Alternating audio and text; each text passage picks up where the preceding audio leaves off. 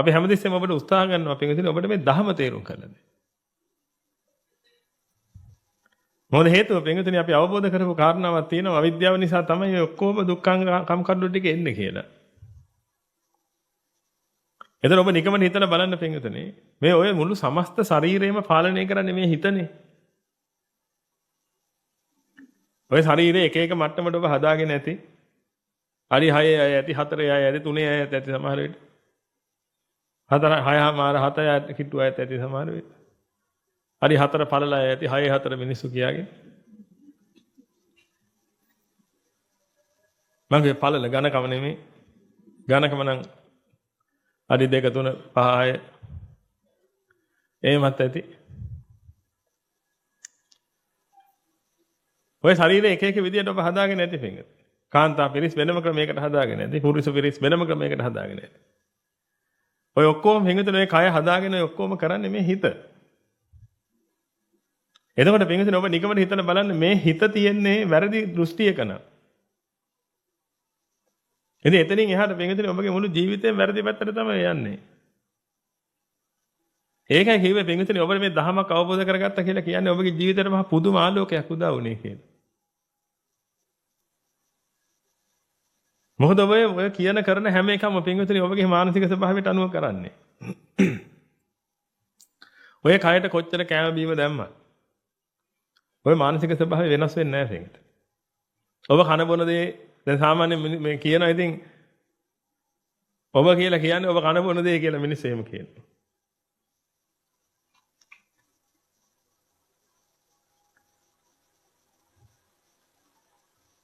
මේ මිනිස්සු එහෙම හිතන්නේ පින්විතනේ මේ මිනිස්සුන්ට හිතෙනවා මේ කය කියන්නේ කවුරු කියලාද?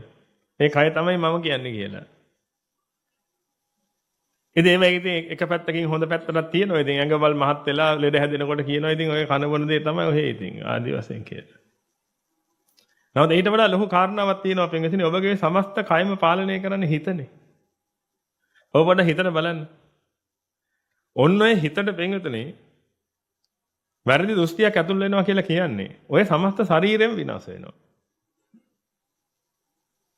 ඒ වගේම පින්විතනේ ඔය ශරීරය පාවිච්චි කරලා කරන කියන වැඩපිළිවෙල, ඒ හිත පාවිච්චි කරලා කරන කියන හිතන දේවල් මේ හැම එකක් නිසාම පින්විතනේ Tamanටත් අනුන්ටත් මහ පුදුම අයහපතක් වෙනවා.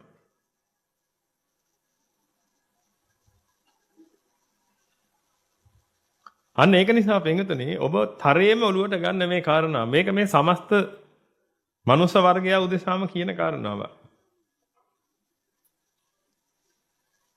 පින්විතනේ මේ ශරීරයට වඩා ඔය හිත ගැන පොඩ්ඩක් හිතන්න.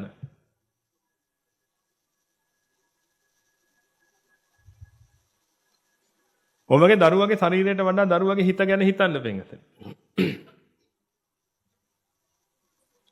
ඔබගේ සහෝදරයන්ගේ ඔබ යටතේ නම් ඉන්නේ පිරිස. ඔබට වඩා ගොඩක් පොඩි නම් ලොකු අය නම් ඉතින් අහන්නේ නැහැ නේ කියන්නේ. ඒ අයගේ ශරීරය ගැනට වඩා පින්විතනේ ඒ අයගේ මානසිකත්වය ගැන හිතන්න හැමතිස්සෙම. මොකද මේ මානසිකත්වය තමයි පින්විතනේ හැම දෙයක්ම කරන්නේ. මානසිකත්වය හැම දෙයක්ම කරනවා කියලා කිව්වට පස්සේ පින්විතනේ ඊළඟට එතනට එන්නේ මේ මානසිකත්වයේ හදන්නේ දෘෂ්ටියක්.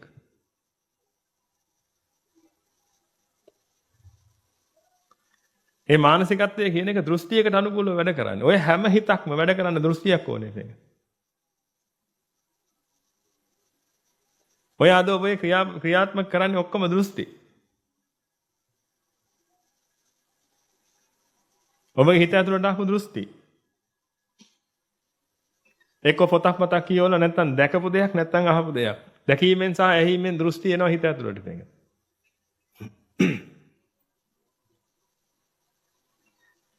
අන්නේ දෘෂ්ටි වලට අනුකූලව තමයි ඔබගේ සිතුවිලි ක්‍රියාවදන් සියල්ල ගොඩනගන්නේ. ඔබගේ හිතට පීඩාවක් ආවට පස්සේ ඒ පීඩාව පිට කරන්නේ දෘෂ්ටියකට අනුව. ඔබ හිතන්නේ දෘෂ්ටියකට අනුව. ඔබට ඒ දේවල් හිතෙන්නේ ඔක්කොම දෘෂ්ටියකට අනුව පෙඟ. දෘෂ්ටියක් නැතුව මේ හිතක් වැඩ කරන්නේ නැහැ. භාග්‍යවතුන් වහන්සේ දේශනා කළා තියෙන එක දෘෂ්ටියක් පෙඟට. ඒ දෘෂ්ටියට කියනවා සම්මා දිට්ඨිය කියලා. ඒ දෘෂ්ටියේ වෙනසක් තියෙනවා පින්විතනේ ඒක ලෝකෝත්තර දෘෂ්ටිය. අනිත් දෘෂ්ටි ඔක්කොම එකට එකතු කරලා කියන්න පුළුවන් පින්විතනේ ලෞකික දෘෂ්ටිය. ලෞකික දෘෂ්ටියේ තියෙනවා පින පව කියලා දෙකක්. ඒවට අනුකූලව ගොඩ නැගිච්ච දෘෂ්ටි. ලෝකෝත්තර දෘෂ්ටියේ තියෙනවා පින්විතනේ ලෝකෙන් එතර වීම අවශ්‍ය කරන ඒකට අවශ්‍ය කරන දෘෂ්ටි ටික. එහෙනම් ඔබ තේරුම් ගන්න පින්විතනේ මේ හැමතිස්සෙම ඔබගේ හිත දෘෂ්ටියක් එක්ක වැඩ කරන්නේ. එහෙනම් ඔබ මට කියන්න පින්විතනේ ඔබ අහන දේවල් ගැන පරිස්සම් වෙන්න ඕනේ නැද්ද? ඔබ අහන්නේ මොකද්ද කියන එක ගැන පරිස්සම් වෙන්න ඕනේ නැද්ද? ඔබ දකින්නේ මොකද්ද කියන එක ගැන පරිස්සම් වෙන්න ඕනේ නැද්ද පින්විතනේ? මොකද ඔය දැකපුවා තමයි මේ මූණේ තියෙන්නේ. දැන් නම් ඒව මකාගෙන ඉන්නේ මෙහෙ එන්නේ. දැන් ඊළඟ සඳට වැඩට යනකොට ඔබ සියලු දෙනාම පින්විතනේ ඔය ක්‍රමයට වඩා වෙනස් ක්‍රමයකට වැඩට යන්නේ. මොකද ওই විදිහට වැට්ට ගියොත් මේ බලන්නකො මෙයාගේ ඇටි කියලා කියනවනේ. මොකද හේතුව ඒ අය ජීවත් වෙන්නේ පින්විතනේ යම් දෘෂ්ටියක් මත. මුළු සමාජයටම දෘෂ්ටි දෙන්න පුළුවන් තැනක් තමයි පින්විතනේ ටීවී එක කියලා කියන්නේ. එතකොට මේ ටීවී අපි එක channel එකක් නිකන්. ඒ channel එකේ පින්විතනේ මේ පෙන්වන ටික හැමෝම බලනවා කියලා ලංකාවේ ඉන්න. එතන හැමෝගෙම දෘෂ්ටි පින්විතනේ ඒකට අනුකූලව හැකස් වෙනවා. එතනින් ගන්න දෘෂ්ටි වලට තමයි හැමෝම ජීවත් වෙන්නේ. ඔබ නිකන් මතක් කරලා බලන්නකෝ ඒ කාලේ පින්විතනේ දැන් මේ අවුරුදු 40 50 වගේ වයස්වල අය පොඩි කාලේ 40 50 නෙවෙයි නිකන් 60ට වගේ කිට්ටු වෙච්ච අය නිකන් තරුණ කාලේ අවුරුදු 15 20 කාලේ පෙම්වතා මොකද එන්නේ? පෙම්වතා පෙම්වතිව හම්බෙන්න මොකද එන්නේ? අර රෝද උස ට්‍රේල් බයික් එක මතකද මේකට? ඒ කාලේ තිබිච්ච දෘෂ්ටිය ට්‍රේල් බයික් එකේ ඇවිල්ලා සිගරට් එකක් බිව්වනම් මොකද වෙන්නේ? එයා ලොක්කා. මොකද හේතුව ඒ කාලේ ගිය ෆිල්ම් වල පෙන්වතුනේ ඒක තමයි දුන්නේ ලෝකෙට.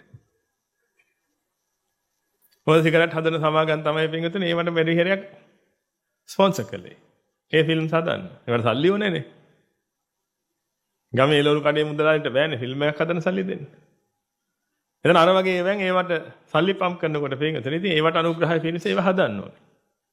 අන්න එහෙම හදාගත්තට පස්සේ පින්විතනේ ඒ කාලේ හැමෝටම ඕනේ ට්‍රේල් බයික් එකක්. ඊළඟ කවුරු ගෑල් ළමයෙකුට ආසාවක් ආව නම් මේ ගෑල් ළමයා පිටිපස්සේ යන්න. ගෑල් ළමයාට ගිහිල්ලා මොකක් හරි කියන්න හරි මොකද ඕනුනේ? ට්‍රේල් බයික් එක. ඉතින් ගමට මේක ට්‍රේල් බයික් එකයි තියෙන්නේ. ඉතින් කට්ටිය බුක් කරනවා කලින්. අයියේ මට ඕක දෙන්න ඕනේ ඊළඟ සෙන්සුරාද මට හවස දියා. ආසිවාසික.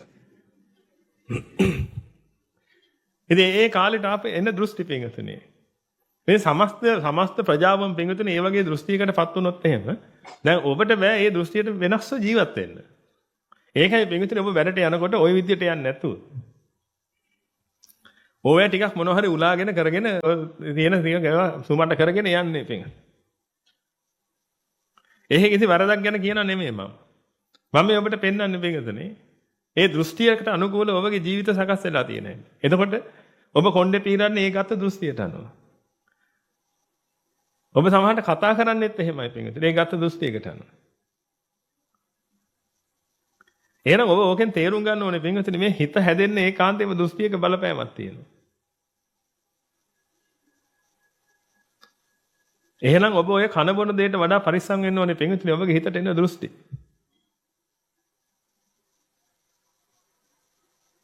කන බොන දේ පොඩි අපත්‍ය වීමක් වුණොත් පින්විතනේ දොස්තර මහත්තයෙකුට පුළුවන් ඒකට පිළියම් කරන්න. නමුත් ඔබගේ හිතට ගන්න දෘෂ්ටියක අපත්‍ය වීම ඔබට තේරෙන්නේ නැහැ.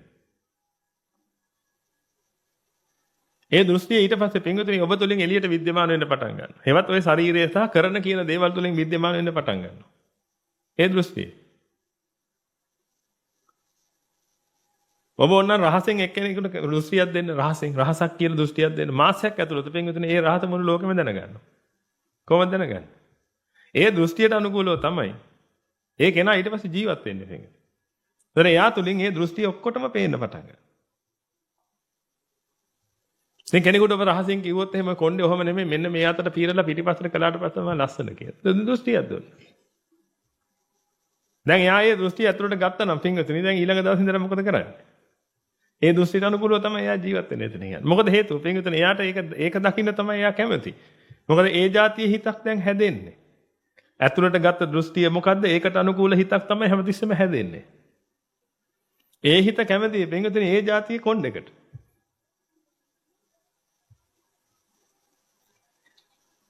ඔතන සතෙක් නැහැ කියලා මේකට ඔය පොඩ්ඩක් හරි දන්නවා ඇතිනේ. ඔතන වෙන මොකෙක්වත් නැහැ පින්වතුනි. ඔතන හිතක් හැදෙනවා. ඒ හිත දෘෂ්ටියකට අනුව හැදෙන්නේ. ඒකයි කියන්නේ සත පහකට විශ්වාස කරන්න එපා ඔය හිත. ඒ විශ්වාස කරන්න එපා කියන්නේ හිත නරක නිසා නෙමෙයි මේක.